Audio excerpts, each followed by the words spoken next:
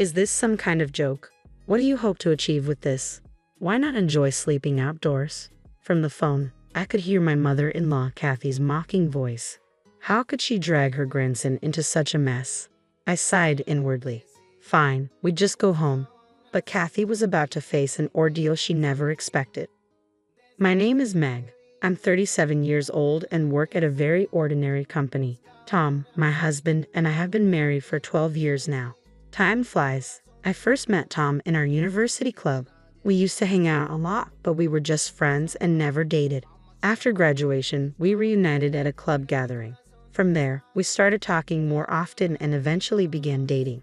About a year later, Tom suddenly asked me with a serious face, "Will you marry me?" I'll never forget his expression at that moment.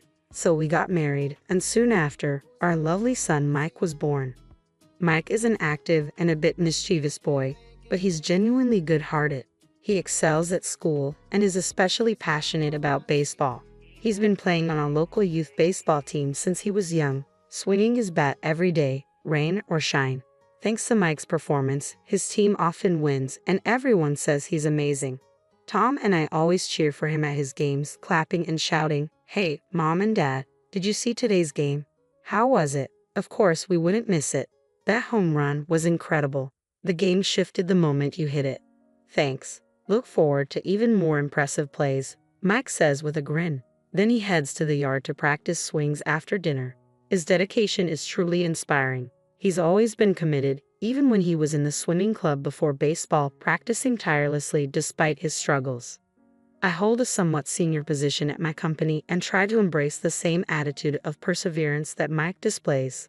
When times get tough at work, I draw strength from his determination. Despite these daily joys, there's been a lingering concern in our household, Kathy. She seems to have had a grudge against me ever since we got married. Her attitude towards me has been harsh. Meg, why are you resting there? Usually, a daughter-in-law helps her mother-in-law when she's busy, right? Kathy snapped one day. I was caught off guard because my father-in-law Jason had just offered me dessert at the dining table, and I was having a leisurely chat with Tom. Kathy seemed irritated regardless. When I went to the kitchen, she gave me a stern look and muttered complaints. How can you act so thoughtlessly? Was this how you were raised? If your parents were like that, I'd understand. I was taken aback. Kathy knew nothing about my family, and her casual remarks were shocking. I'd never encountered someone who could speak so bluntly before. Since the pre-wedding meeting, Kathy's attitude had been tough, making it difficult to get along with her. As a result, I limited my visits to her house. However, after Mike was born, we began visiting more frequently for the sake of my in-laws, who couldn't wait to see their grandson's adorable smile. Kathy would dote on Mike but consistently direct prickly remarks at me. One day, with a sly smile, she told me if Mike does something wrong, it's all because of your upbringing. She continued to question my parenting, saying things like, "I'm worried with a mother like you," and "Are you disciplining him properly?" The most shocking comment was, "I'd like to raise him myself," as if I was incapable of raising my own child. Her words cut deeply. Strangely, Kathy only made these comments when Tom and Jason weren't around. My silence seemed to irritate her further. "Aren't you listening?" she'd demand. "I'd think, who's the faultless one here?" When Tom or Jason returned, Kathy would instantly change her demeanor, praising how cute her grandson was. Visiting my in-laws always meant facing her subtle bullying. But despite everything, after Mike was born, I found a way to cope.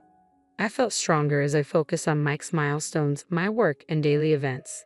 These occupied my mind, leaving little room for Kathy's words. Her remarks seemed like fleeting dust, easily blown away. She misinterpreted my silence as agreement, but I simply didn't want to waste energy on her. Occasionally, her comments irritated me, but it was easier to ignore her when she was under a misapprehension. Jason, Tom, and Mike were always on my side. Over time, I'd even thought that these events might eventually become fond memories. 12 years had passed since our marriage, and our visits to the in-laws continued, with Kathy's jabs becoming a part of the routine. I wondered if this was just how in-law relationships typically went. One day, as I was brushing off another of Kathy's remarks, Mike stepped in with serious eyes. He finally voiced what had probably been bothering him for a long time. "Grandma, why do you always speak to Mom like that?" Kathy was caught off guard. She stammered, "Mike, what are you talking about? I haven't." "Don't play dumb. Mike interrupted. I've heard you. Stop bullying Mom behind my back. Can't you be kind? I'm starting to dislike that side of you. He looked as if he'd gathered a lot of courage to say this. All he wanted from his grandmother was a bit of kindness. Kathy looked puzzled for a moment, as if she couldn't grasp what had been said. She seemed surprised by her grandson's words, but after a while, a hint of anger appeared on her face. Mike, where did you learn to talk like that? Isn't it rude to interrupt adults when they're talking? This is a conversation between Grandma and Mom. Meg, you need to educate him properly. Look at Mike's attitude. It's problematic. How could he have grown up without learning to choose his words carefully? I was secretly moved by Mike's bravery and courage. His strength had been evident since he was a child, and I was proud that it hadn't changed. Mike, thank you, I said, feeling a surge of emotion. But I'm okay. Please wait a little further away, all right? I got it, Grandma. My mom is kind, Mike said, and I was deeply grateful for his defense.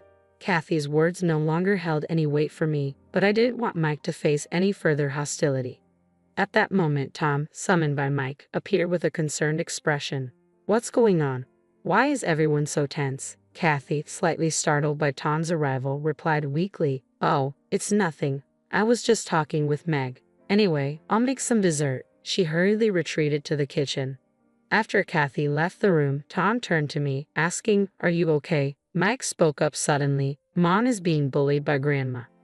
I rushed to explain, trying to avoid going into too much detail, but realizing Tom would worry if I didn't come clean. I shared how Kathy's harsh remarks had tormented me since we got married and revealed that I had secretly recorded some of her verbal attacks over the years. Tom was visibly shocked upon hearing the samples of the verbal abuse I had endured. Why didn't you tell me sooner? He asked, his voice filled with regret. I'm sorry I didn't realize this was happening. I'm truly sorry for not standing by your side. It's okay, I reassured him. After Mike was born, I was so occupied with daily child rearing and housework that I hardly thought about Kathy. You've done really well in such circumstances. Thank you, I added. I've been enjoying watching Mike grow up and haven't been concerned about the bullying much since becoming a mother. I never realized how strong you've become, Tom said, looking at me with admiration. No matter what happens, you can still smile. Oh, stop saying things like that, I replied, laughing lightly. We reminisce about the past with fondness. Having Tom and Mike by my side made the sting of Kathy's words seem less significant. However, a significant event was about to further test my relationship with Kathy. When Jason decided to retire, Tom and I planned a special surprise to celebrate. We wanted to give him something memorable and thought, how about a trip abroad? After discussing it, we decided on a family trip to Kunun. Jason's eyes lit up at the suggestion and he proposed, since we have the opportunity, let's all go together. So it was settled.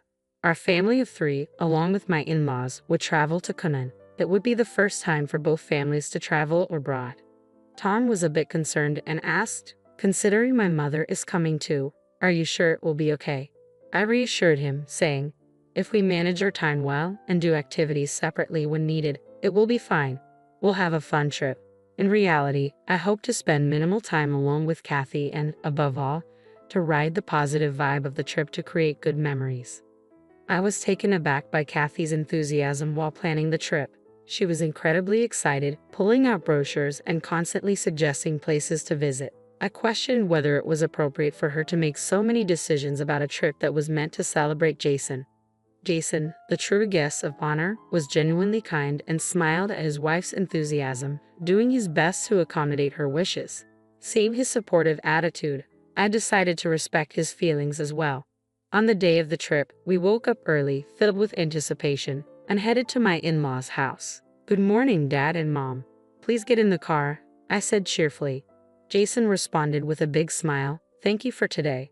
I've been really looking forward to this. Grandpa, let's sing a song together on the way. Mike invited enthusiastically, and Jason eagerly agreed. I quickly took a seat on the opposite side of Mike, and the 3 of us settled into the back seat. Kathy gracefully occupied the front passenger seat, while Tom took the wheel, ready to drive safely. The seating arrangement seemed ideal for a comfortable ride to the airport. The journey was smooth with no traffic congestion. We chatted, sang, and soon arrived at the airport with some time to spare. We decided to explore the airport, which had many shops and an observation deck. Mike, who loves watching airplanes, enjoyed the view from the deck. Feeling hungry, Mike said, "I'm hungry," so we went to a small cafe for a light meal. Later, we browsed through a souvenir shop, and my in-laws appeared to enjoy examining various items. As our flight time approached, we began making our way to the gate. On the way, Kathy suggested, "Meg, do you want to take a break? I'll watch the luggage. Why don't you go to the restroom?" It seemed like a good idea, so I asked Kathy to keep an eye on our bags and took Mike, who said, "Mom, I want to go too, to the restroom." To our surprise, the restroom was crowded, with even the men's room having a line. The unexpected situation made me laugh. Kathy, upon hearing about the crowd, quickly offered, "I'll watch the bags, so you guys can go too." Tom and Jason decided to head to the restroom as well. It seemed Kathy had already used the restroom and was willing to wait for us. After using the restroom, Mike and I returned to where we had left Kathy, but despite searching, we couldn't find her or anyone else. I felt a wave of panic as I tried calling Tom, but my calls went unanswered. I was bewildered. Had they already gone to the boarding gate? The absence of our luggage only added to my confusion. Was it stolen? I didn't know what to do and felt a surge of anxiety. Just then, I received a call from Kathy. "Hello," I answered. Kathy's voice came through with an unsettling cheerfulness. "Where are you?" I asked, trying to keep my voice steady. Kathy laughed and said, "There's no need to tell you, Meg. I just want to enjoy myself with my husband and son. You two are just in the way." I was stunned. Wait a minute, this has to be a joke, right? My voice shook with confusion and growing anger. "Your luggage?" Kathy said casually. "Oh, I think I threw it somewhere." Her tone was flippant. Panicking, I glanced around and spotted our luggage hidden under a chair nearby. Is this some kind of joke? What are you trying to achieve with this? My anxiety shifted to frustration. "Oh, calm down," Kathy said dismissively. "I've made sure your wallets and passports are safe. How about spending the night on the streets for fun?" She laughed heartily. "Where's my husband?" I demanded. "Tom would never allow this." "Mike couldn't wait to get on the plane, so he went to the boarding gate with you first," Kathy replied, as if it were a game. "That's why I had to make you rush and sit apart. I thought he'll notice right away." Her voice conveyed an unsettling sense of enjoyment. Fury and shock overwhelmed me. I couldn't believe Kathy would go so far, especially involving her grandson. "We're going home now," I said, my voice heavy with defeat. "Sounds good," Kathy said cheerfully. "I'll pick out some souvenirs for you, of course, on your credit card." With that, she hung up, clearly believing she had the upper hand. I never thought it would come to this, but I knew she'd get her comeuppance soon. After hanging up, my phone vibrated with a WhatsApp message from Tom. "Are you okay? I can't see our seats from here." I quickly explained the situation. Kathy had tricked us, and now we couldn't board the plane. Tom responded immediately. "Seriously? What happened?" I provided more details, and he seemed genuinely flustered. "I can't believe this, but okay, I'll come down right away," Tom said, his voice a mix of disbelief and determination. I quickly formulated a plan to handle the situation and tried to calm him down. "Let her think she succeeded for now, but I need a favor," I explained. Tom agreed and decided to head to Canaan with Kathy for the time being. In the meantime, I went to the police to report my wallet as stolen and called the credit card company to temporarily suspend it. We needed to protect ourselves from any potential harm. Once that was settled, Mike and I decided to head home and make the best of the situation. We planned to enjoy our next trip even more, although I never imagined our trip to Canaan would turn out like this. Despite the unexpected turn of events, there was a silver lining. The time spent with Mike turned out to be special. We adjusted our plans and decided to stay at a resort hotel. The view from our room and the delicious food became the highlights of our unexpected vacation. Mike, clearly delighted, even offered me a bite of his food with a bright smile. "Mom, this is delicious," he exclaimed, his grin reassuring me that we had made the right decision. We also enjoyed a lovely barbecue at my parents' place. The aroma of grilled meat and the warmth of family made it feel like a true vacation. 3 days later, my husband and father-in-law returned, looking genuinely remorseful for Kathy's actions. "I can't believe what my wife did. It's inexcusable," Jason confessed. "Meg, I'm so sorry. I should have been more careful." Though they tried to apologize, Mike and I had moved past our initial anger. I was curious about their trip, so I asked. Tom laughed and shared that it had been a huge success. It turned out they had executed the revenge plan I had conceived. After directing Kathy to a luxury hotel, they went elsewhere, leaving her to fend for herself. Kathy arrived at the hotel, only to discover that I had canceled our reservation. Tom and Jason ignored all of Kathy's attempts to reach them and thoroughly enjoyed their time in Conan.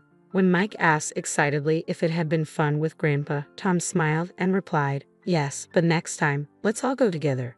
He then filled me in on Kathy's series of misadventures. Mom kept sending frantic messages, Tom said with a sigh. Apparently, she had to stay at a cheap inn and barely got any sleep. She was counting on your credit card and the money from me and my father, but it turns out she hardly had any cash on her. She hasn't had a proper meal since the one we shared on the first day. She's been both physically and mentally worn out. Hearing about Kathy's predicament gave me a sense of relief. When Kathy finally arrived, she looked utterly drained and confused. "What have you done to me?" she exclaimed, her disheveled hair and bloodshot eyes clearly showing her distress. No one in the house sympathized with her. "You brought this upon yourself," we told her. "I heard from Meg about how you've mistreated her for 12 years. Kathy tried to defend herself, but Tom cut in. "Meg recorded everything. I was shocked when I heard the recordings. I had no idea you had said such things to Meg. You always acted kind to us on the surface, but behind our backs, you were doing this. And then the incident in Conan, leaving Meg and Mike like that and even stealing the wallet. What were you thinking? This is clearly a crime." Kathy protested. "Wait a minute. I just wanted to have a good time with the family. Meg and Mike are family too." Tom's voice grew cold. "I'm done with you as a family member. I'm considering a divorce. I never imagined you'd do something like this. You've been deceiving us for so long. I can't forgive you for hurting our precious family. I don't want to have anything to do with you anymore." Kathy, ruthlessly berated by her husband and son, looked down, her face pale and shocked. She kept apologizing afterward, but the situation remained unchanged. "Meg, I'm truly sorry. I'll apologize as many times as needed. Please forgive me," Kathy said with a hint of desperation in her voice. I responded firmly, "Well, that's going to be a tall order for a lifetime because of your harassment as a mother-in-law. I went through a very tough period. I will be claiming compensation for that. Also, about taking my precious wallet without permission, I'll be reporting that to the police. And you should definitely pay the hotel cancellation fees." At my decisive words, Kathy's face turned even paler. Due to this incident, she suddenly found herself burdened with massive debt. Having been a housewife for many years, the only jobs she could find were minimum wage. Her relationship with her husband fell apart, and she started a new life alone in a modest apartment, working to pay off her debts. On the other hand, our family regained our peaceful days. The following year, we all planned and managed to go on an overseas trip together. Mike, experiencing foreign culture and scenery for the first time, was thrilled and enjoying himself. Seeing him happy warmed my heart and made me realize how important it is to cherish and love my precious family deeply.